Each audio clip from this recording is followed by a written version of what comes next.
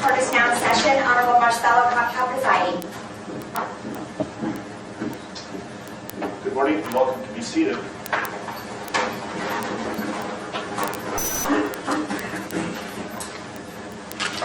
Okay, we are on the record.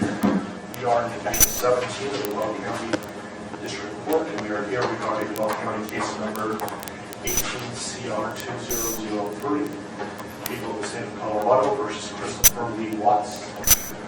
My name is Marcelo Cocktail, the District Court Judge here in Weld County, and I will be the presiding judge in this case. If I can please have the lawyers identify themselves for the record, starting with the prosecution. Good morning, Your Honor. Michael Rourke on behalf of the people. Patrick Roach on behalf of Your Honor, John Walsh on behalf of the defense. Jim Burson on behalf of Mr. Watts. Thank you. Thank you. And Mr. Rourke, did you want to make a record regarding compliance with the Victims' Rights Act? Yes, Your Honor. We are in compliance with the Victims' Rights Act. Frank Rusick, who is Shanann Watts' father, is present in the courtroom, as is Frankie Rusick, who is Shanann Watts' brother. They are present in the courtroom, and we have advised them of the purpose of today's hearing and what we expect to occur. Mr. Watts, last week I gave you a limited advice because charges had not been filed. They have now been filed, so I'm going to give you a full advisement. If at any time you have any questions, please let me know, and we'll also to certainly consult with your attorneys, okay? So, you do not need to make any statements. Any statements you make can be used against you. Do you understand? Yes, sir. You have the right to be represented by counsel, and if you're indigent, you have the right to request the appointment of counsel or consult with a public defender before any further proceedings are held, and I see that you've taken advantage of that right. Any plea that you make must be made voluntarily and not the result of undue influence or coercion. You understand? Yes. At this point, I have denied your right to bail, given the charges. You can certainly have a conversation shortly about that issue. You have the right to understand the nature of the charges. We'll go over that in a moment. You have the right to a jury trial.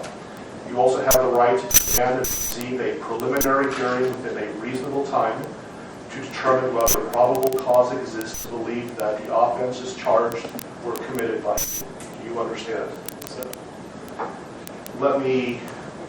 I assume that the defense has received a copy of the complaint and information. Mr. Watts will explain to you what you have been formally charged with and what the possible penalties are. Count 1 alleges that on or about August 13, 2018, Christopher Lee Watts unlawfully, feloniously, after deliberation, and with the intent to cause the death of a person other than himself, caused the death of Shanann Watts in violation of Colorado Revised Statutes 18-3-102, subsection 1, subsection 8. And that crime is classified as murder in the first degree, a class 1 felony. Do you understand? Count 2 alleges murder in the first degree, also a class 1 felony, and it reads that between and including August 12, 2018 and August 13, 2018, Christopher Lee Watts unlawfully, feloniously, after deliberation, and with the intent to cause the death of a person other than himself, caused the death of Bella Watts in violation of Colorado Revised Statutes 18-3-102, subsection 1, subsection 8. Do you understand? Count 3 alleges murder in the first degree, a class 1 felony, and specifically it alleges that between and including August 12, 2018 and August 13, 2018, Christopher Lee Watts unlawfully, feloniously, after deliberation, and with the intent to cause the death of a person other than himself, caused the death of Celeste Watts in violation of the Colorado Revised Statutes 18-3-102, subsection 1, subsection 8. Do you understand? Count 4 alleges murder in the first degree, a class 1 felony. It alleges that between and including August 12, 2018 and August 13, 2018, Christopher Lee Watts unlawfully, feloniously, and knowingly caused the death of Bella Watts, a child who had not yet attained 12 years of age, and the defendant was in a position of trust with respect to the victim in violation of Colorado Revised Statutes 18-3-102, subsection 1, subsection F. Understand? Count 5 alleges murder in the first degree, a Class 1 felony. It alleges that between and including August 12, 2018 and August 13, 2018, Christopher Lee Watts unlawfully, feloniously, and knowingly caused the death of Celeste Watts, a child who had not yet attained 12 years of age, and the defendant was in a position of trust with respect to the victim in violation of Colorado Revised Statutes 18-3-102, subsection 1, subsection F. Do you understand? With regard to these first 5 counts, the minimum sentence that the court could impose if convicted is life imprisonment in the Colorado Department of Corrections, and the maximum death, the sentence is death. Do you understand?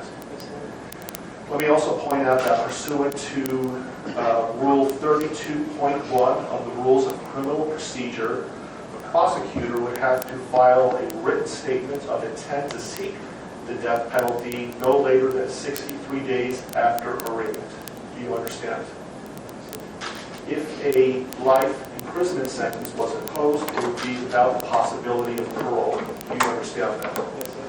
Count 6 alleges a Class 2 felony of unlawful termination of pregnancy in the first degree.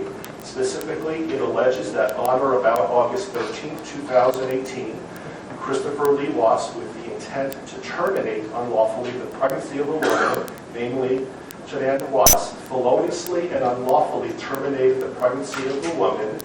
Further, the woman died as a result of the unlawful termination of the pregnancy in violation of Colorado Revised Statutes 18-3.5-103. Do you understand? Yes, sir.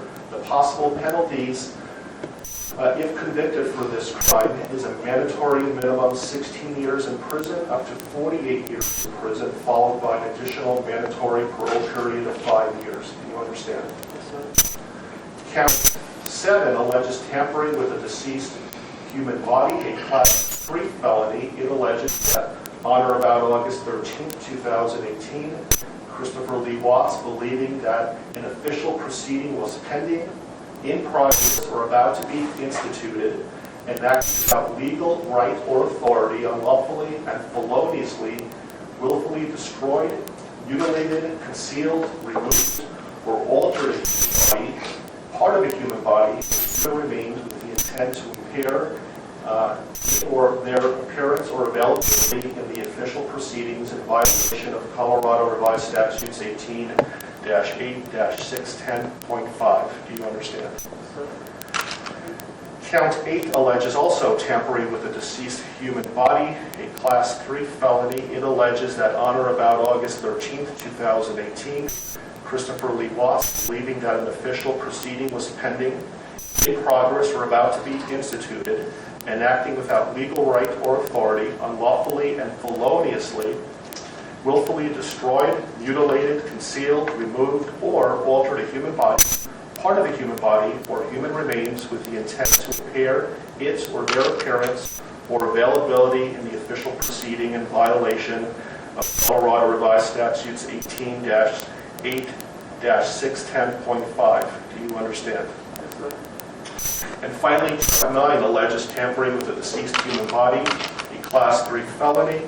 It alleges that on or about August 13, 2018, Christopher Lee Watts, believing that an official proceeding was pending, in progress, or about to be instituted, and acting without legal right or authority, unlawfully and feloniously, willfully destroyed, mutilated, concealed, removed, or altered a human body, part of a human body, or human remains with the intent to impair its or their appearance or availability in the official proceeding in violation of Colorado Revised Statutes 18-8-610.5.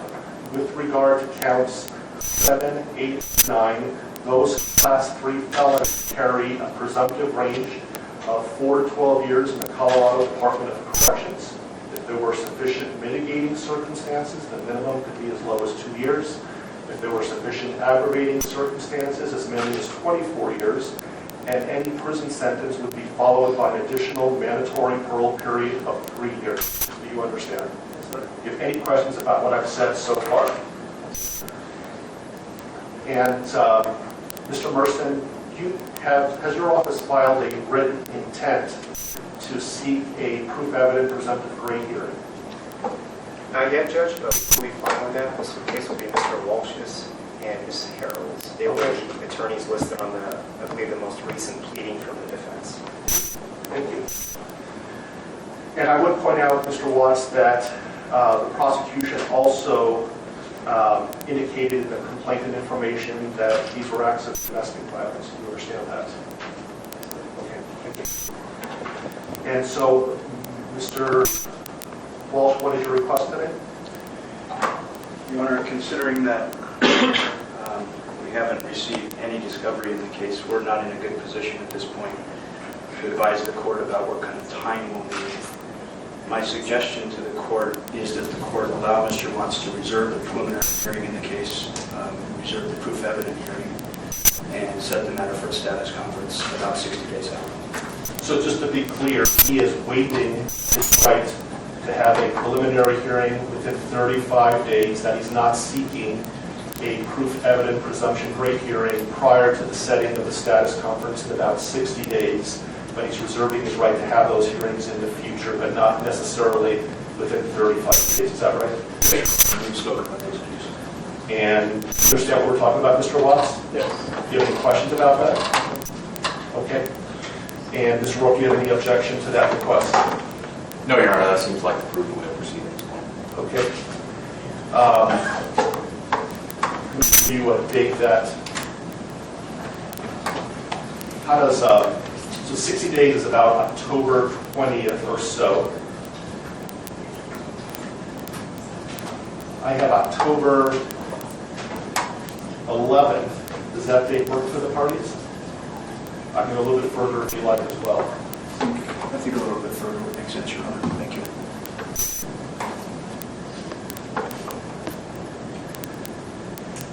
How about November? While we're waiting for lawyers to let me make a record that the court's going to find that Mr. Watts is knowingly, intelligently, and voluntarily waiving his right to have a preliminary hearing within 35 days. And while he has not asked for a proof evident presumption grade hearing yet, I'm told that he will, and he's not requesting that hearing prior to the status conference that we're setting today. Agreed? Yes. That date works fine with the defense, Your Honor. Thank you. Your Honor, I spoke to the Rusiks, and that is fine with the people as well as the administration. How is late morning on November 19th? Anytime, Your Honor. Late morning is fine. How about 10:30? Work for the people. And that will be in Division 16.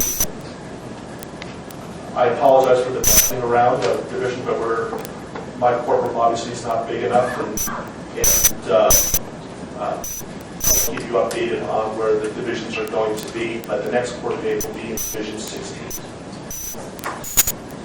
Are there any other questions, comments, concerns, anything that we can address today before us recessing? I think there are a couple of things outstanding, Your Honor, and first I wanted to address one very ministerial clarification with respect to the standing order that the court entered yesterday. By its terms, when the court defines the applicable areas, that includes my office, specifically the boundaries of the district attorney's office. I just wanted to make a request for clarification that the terms of this order do not apply to the conduct that occurs within my office itself. Agreed. Thank you. Otherwise, I have provided a copy of this to the employees of my office, and we will be providing it to law enforcement after this hearing this morning. Thank you. I also intend on issuing a case management order later today, so be on the lookout for that.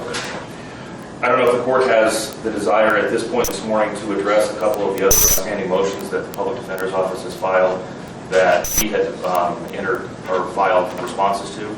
We have not addressed motions 2, 3, 5, and 7. And those are the defense motions 2, 3, 5. And for the record, our responses were C, D, E, and F. I don't have those motions in front of me, but I know that I issued a number of written orders yesterday. Did you receive those? I received written orders, but not as it relates to those four, so perhaps they just haven't reached my desk yet. If they haven't yet, I will issue a written ruling. We'll be getting them shortly. But I issued a number of orders yesterday. Your Honor, does that include, I did get the order on motion 5 and motion 7. Does that include motions 2 and 3 then that the court would? Remind me what 2 and 3 are again? Motion 2 is the motion to allow confidential defense experts to be present for any testing. And we did have a bit of additional argument on that if the court wanted to hear it. Motion 3 is a motion for a protective order. I prefer that you put it in writing, and then I'll issue a written order with regard to that. Is that something that's time sensitive? I think it could be, Your Honor. I can't speak for the district attorney, but it could be. I can tell the court, understanding what Mr. Walsh is referring to in motion number 2, it is not something that is going to occur in the next day or two, so it's not time sensitive in that respect. So you'll be received, you want to put something in writing, just what you want to, and then I will issue a written order in a timely manner. Court want to give us a deadline for that? Sure, when would you like to file a response? I can have it done in a day or two. Okay. So you have control, Mr. Warren, as to when the testing is going to occur?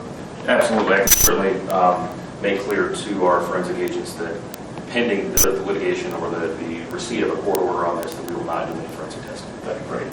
So did you want to have time to file a reply to the response? If necessary, if I could have 3 business days to file a response to whatever Mr. Walsh files in the next couple of days, I would appreciate that. Okay, so Mr. Walsh, do you have something filed by close of business tomorrow? Yes, sir. Okay, so close of business on Monday, Mr. Warren? Yes, sir. Then I'll have something to the parties by midweek next week. Thank you. Any other issues that we can resolve today? Not for the people, Your Honor. No, Your Honor. Okay. Okay, we are in recess. Thank you for your time.